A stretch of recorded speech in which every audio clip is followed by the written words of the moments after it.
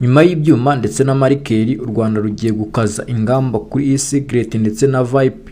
Minisitiri w'Ubuzima Dr Sabin Nsanzimana yatangaje ko u Rwanda rugiye gukaza ingamba zo kurwanya ikoreshwa rya e-cigarette na vape by'umwihariko mu rubyiruko, nyuma y'uko hagaragaye impungenge ku ngaruka zabyo ku buzima bw'Abanyarwanda ndetse no ku isi muri rusange. Iyi e-cigarette yakoreshwaga mu buryo butandukanye, mbese ni nko gufata ikintu ukagikoresha kidahari, ni nko gufata umwotsi ukawubika mu kintu warangiza ukaza kuwukoresha. Minisitiri Sabin yavuze ko nubwo ikoreshwa ry'ibi bikoresho rishobora kuba rikiri gutangira kugera kuri bamwe na bamwe, hakenewe gufatwa ingamba hakiri kare kugira ngo bitazagera ku rwego rw'ikibazo gikomeye nk'uko zino nzoga z'ibyuma zageze ku rwego rukomeye. Aho yagize ati biri gutangira ariko tugomba kubihagarika nabyo kuko bishobora kuzakurura ikindi kintu kibi. Umwotsi wabyo wica vuba ndetse ugahita wangiza n'ibihaha. Yagaragaje ko ubushakashatsi bwakozwe kuri e-cigarette na vape bwagaragaje ko bishobora kugira ingaruka zikomeye ku buzima, zirimo ibibazo by'ubuhumekero ndetse n'indwara zifata ibihaha.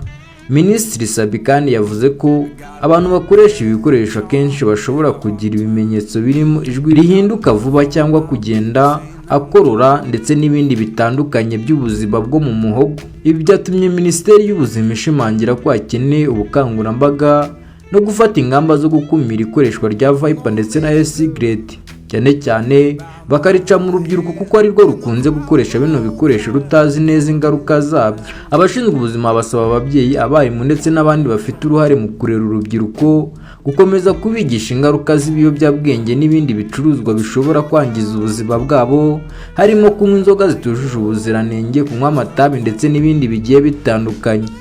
Nyuma y'ingamba zikomeje gufatwa mu Rwanda zerekeranye n'ubucuruzi, dore ko harimo gucibwa inzoga zitujuje ubuziranenge z'ibyuma ndetse n'izindi zigenda zigaragara hirya no hino mu gihugu, bagiye kongeraho guca iyi e-cigarette ishobora kuba indi ngamba ikomeye yo guhangana n'ubuzima bw'abaturarwanda kugira ngo barebe ko bwagenda neza.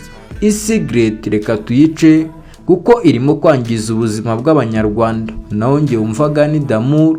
Iyi ni Damo Content. Kora subscribe, kuri like and comment kugira ngo tujye tubana muri aya makuru yizewe kandi agezweho.